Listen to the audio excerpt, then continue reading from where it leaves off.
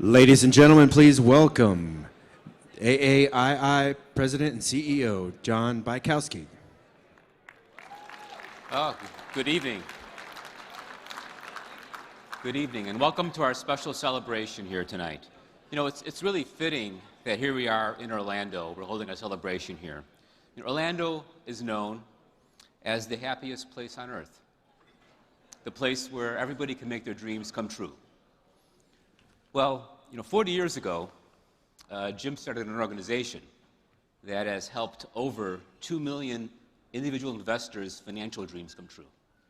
And I'm forever grateful for what you've done. As someone who spent time working both in the financial services industry and as a professor at universities, he understood the need for unbiased investment education and how that could really enable and empower individuals to take control of their destiny. And he's really been a pleasure to work with. He's taught me how to take risks. He's taught me to really not make any assumptions in life and to really help realize my financial dreams. And I'm sure all of you feel the same way. I've read a number of wonderful quotes from people who have sent us thank yous. And I'm going to just express and give him a brief little plaque here that is the cover of our journal. But I'm also going to welcome up here to the podium a longtime friend of Jim, Lloyd Chefsky. But in the meantime, as a small thank you, here's the journal cover. Oh, thank you.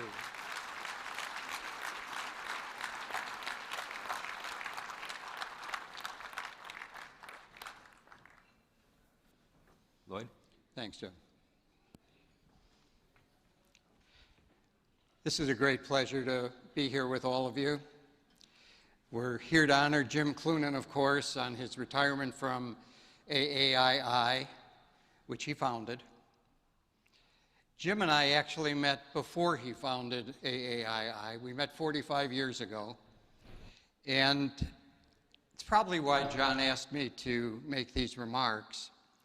But recently, John did me a sort of favor and showed me a picture of Jim and me a little while ago.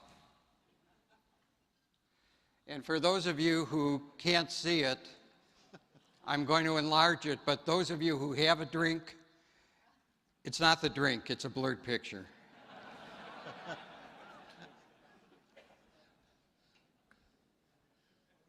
So, this is kind of, the way I look at it, it's kind of like Gene Shalit and Jim Henson. Some of you thought that, didn't you? But notice we had the commonality of our friend Kermit the Frog in both pictures, and we'll come back to that in a little bit. So I hate to tell you how many days, how many hours, etc. I've known Jim, but you can imagine it's from the early 70s. And that was one of the problems when John asked me to make the presentation. I really didn't know how to do this because there are just so many data points, so many places where I could look to get the information and important information about Jim and his career.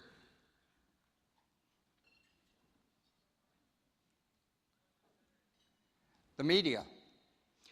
Those of you who were, I think all of you were probably here for the lunch speaker today.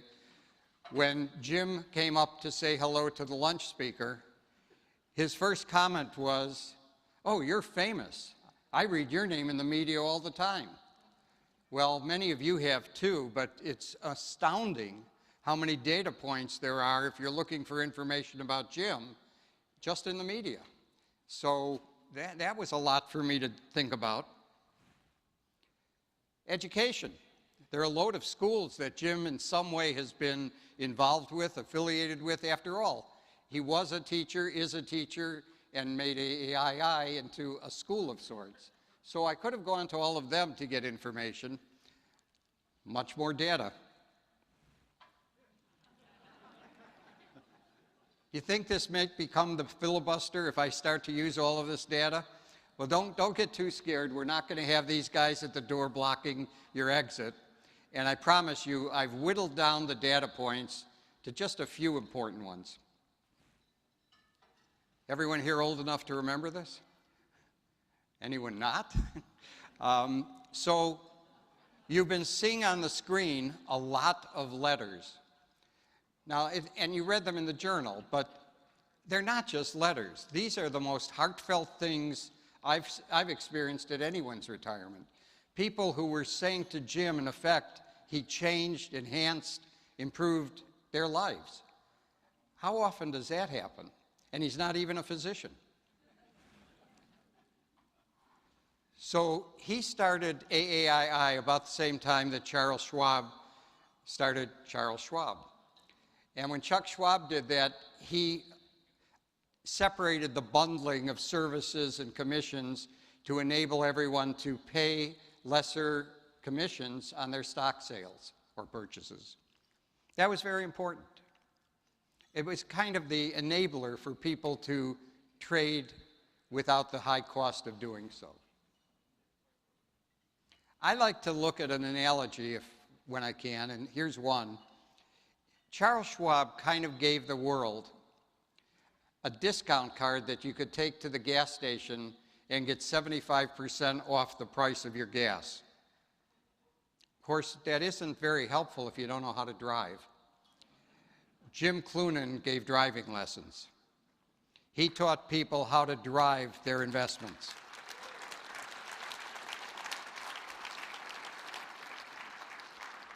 So despite the difference by billions of dollars of wealth, I think Jim's contribution was more important. That's Jim. I have to tell you why that's there. We're saying farewell to Jim, and we're saying farewell for helping the average guy. One of the letters that was going up on the screen, some of you may have seen it, was from a fellow in Virginia who said, "I'm just an average Joe," and then went on to explain how Jim helped him so much. Well, that's what this was all about. Jim was helping average Joes and average Janes to handle their wealth the right way.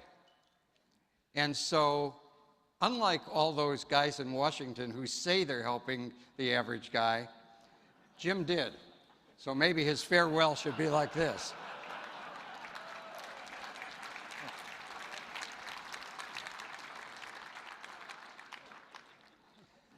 This is a book I've got coming out. I say it only to tell you I'm an expert on business visionaries. At least I've been told that. And the first thing I have to tell you is this is a business visionary. I mean, today, when you have 1,100 people gather, when you have 165 or so thousand members, when you have an accumulated membership over the years, many of whom have passed on, of over 2 million members, that's vision. You can't have that happen unless somebody way back had a vision. Now, there's a lot more to it. You have to then have some strategy, some tactics, some accumulation of team, all the other things that go with success. But it all starts with a vision. And Jim had a very unique vision. And there were plenty of people who said, it's not going to fly.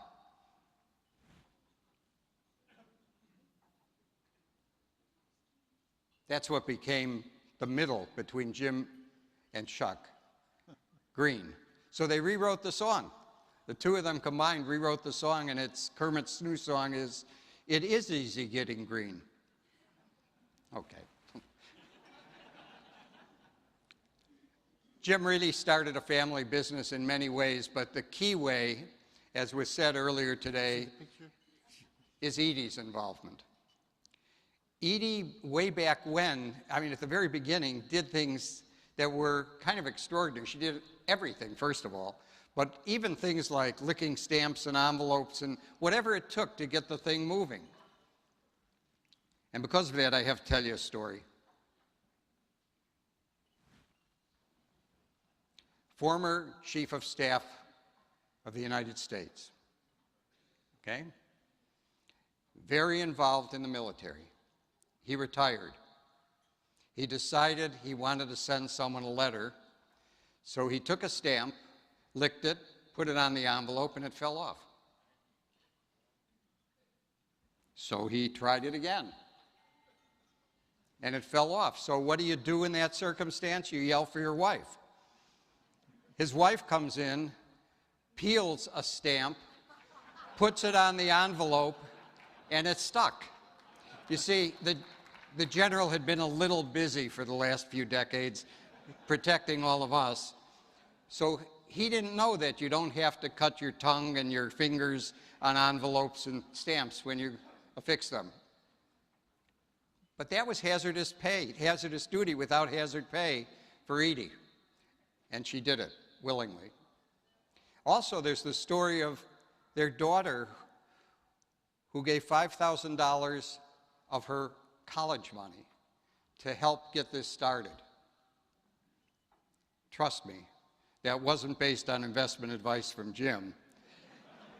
It was based on family love, and it was based on an understanding that, first of all, Jim's a good guy. Second of all, when he has a vision, it means something. And third, he's not a bad guy to invest in.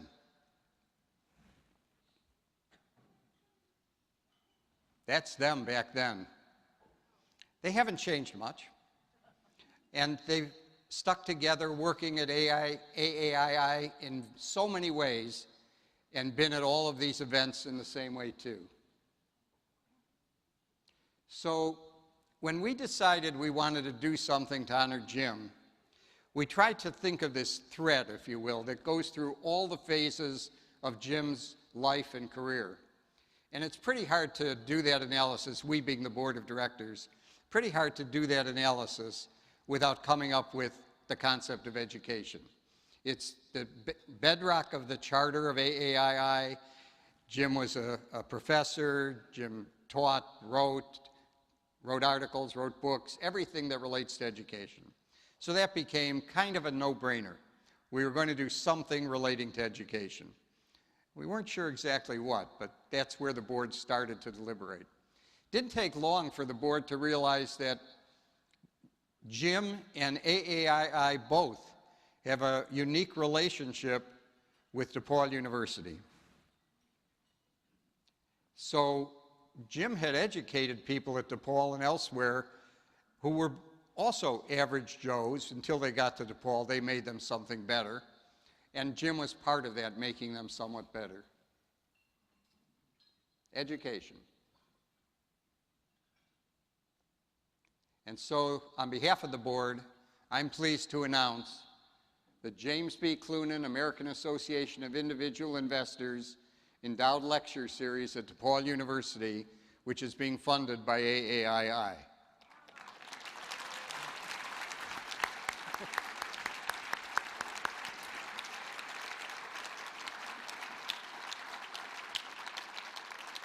Now, we have 3 representatives of DePaul who have come to join us today.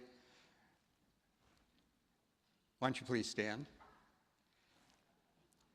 Welcome them, please.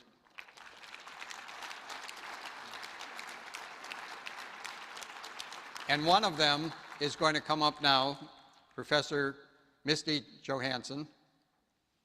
There are 2 things about Misty. She's known as Dr. J at DePaul, right? And you can tell by her height, she's not that Dr. J.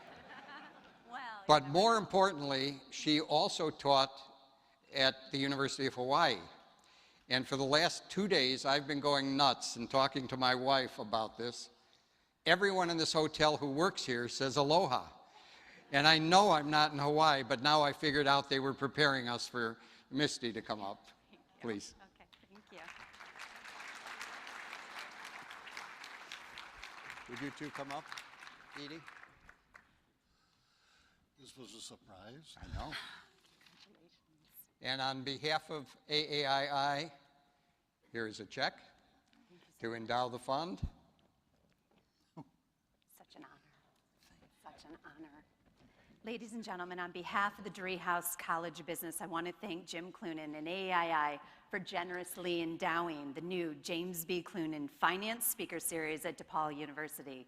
This gift will allow us at DePaul to enhance real-world business education that we provide, bringing expert speaker series on campus annually to discuss financial industry trends and investor issues with the students and the public.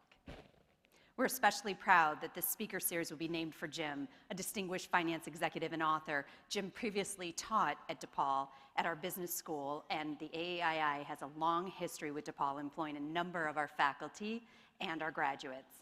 Thank you, Jim, for continuing to contribute to our educational mission at DePaul, and through this gift, which we will help prepare the next generation of financial leaders for success. Thank you so much, ladies and gentlemen. Thank you. Such an honor, such an honor. I'm really surprised.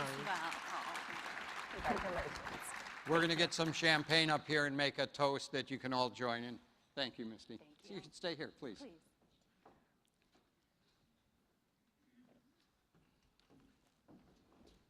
Thank you. Thank you, sir. And I'm going to let you keep this. Thank you. Okay, sure. To Jim and Edie, best wishes for a wonderful retirement. I know he'll be back somehow. But enjoy it. Enjoy the family. Enjoy good times together as you always have. And thank you for all you've done for everyone. Here, here. Cheers.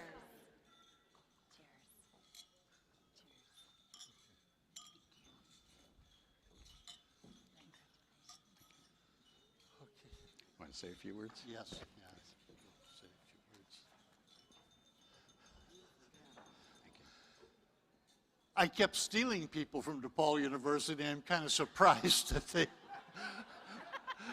both John Marquise and John Bukowski came from there, and we've had lots of young people come to work from us from there. I guess it's just because we had the connection. It's been a wonderful 40 years. It's had some ups and downs, and as you can imagine with any business, some trials and tribulations.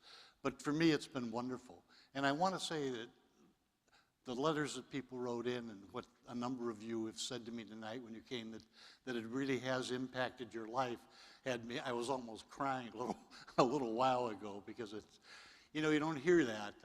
I more often hear that I'm going against somebody that won the Nobel Prize, and I must be wrong.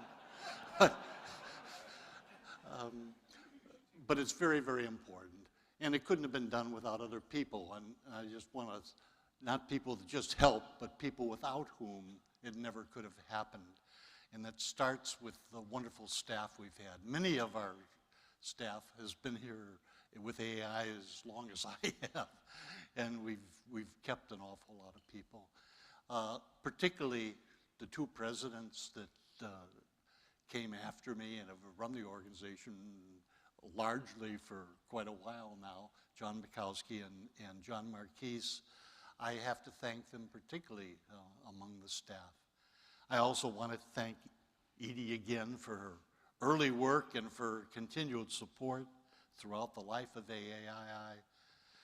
But most importantly, I want to thank you and all the members of AAI, because as I think through the years, the questions, the challenges, the topics that have been brought up have changed me also.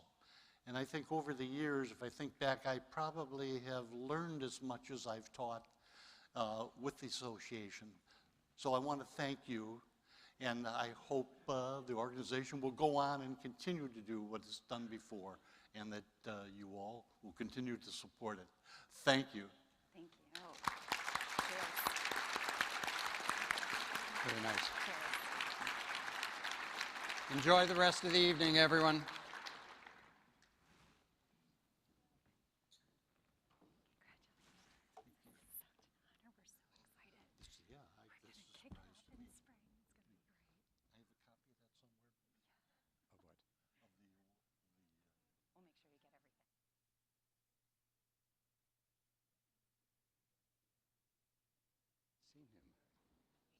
Oh, there he is. He's out there. Yes, come on down.